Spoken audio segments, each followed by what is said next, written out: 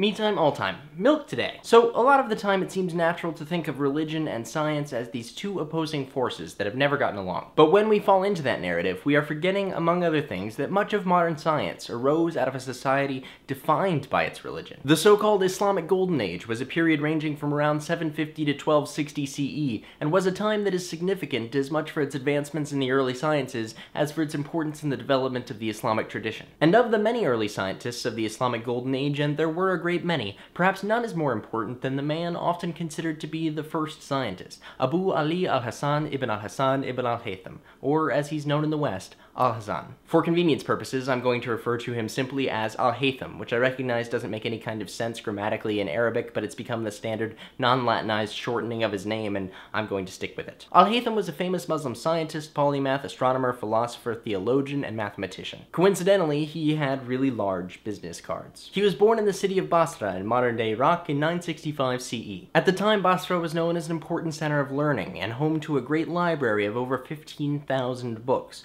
or in modern-day terms, almost 2 gigabytes worth. After building a reputation for himself as a scholar, Al-Haytham was called to Egypt by the Fatimid Caliph Al-Hakim, and told to devise a way to regulate the flow of the Nile, the flooding of which had been causing death and destruction in Egypt since the beginning of civilization. After realizing that the task was impossible with the technology of the time, Al-Haytham began to fear he might be executed by the temperamental Al-Hakim, who later came to be called the Mad Caliph. A good rule of thumb, when someone has the word mad in their title, it's generally good policy to be prepared when you disappoint them. So to avoid execution, Al-Haytham pretended to be insane by babbling gibberish and was put under house arrest for 10 years. Al-Haytham dedicated his newfound time to studying the properties of light and conducted a number of experiments involving lenses, mirrors, and most famously, a camera obscura. Now, a camera obscura is basically a dark box with a pinhole in one side. The light from outside the box travels through the hole and projects an image of the outside world on the opposite wall of the camera obscura, except the image is upside down and backwards. In fact, I made a whole video on them a while back if you need more explanation. Though the camera obscura itself had been around for years, Al-Haytham was the first to be able to explain how it worked,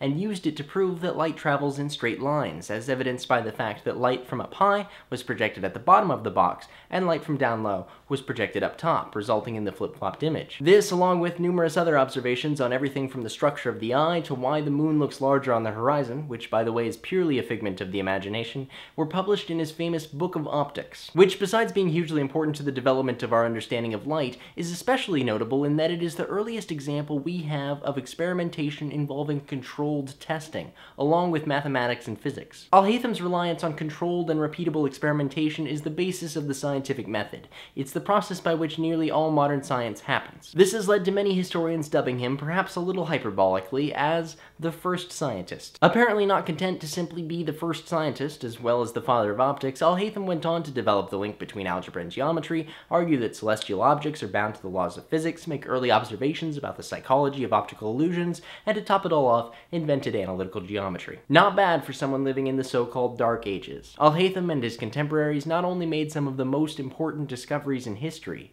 but also laid the very foundations of modern science itself. We all owe them a great debt.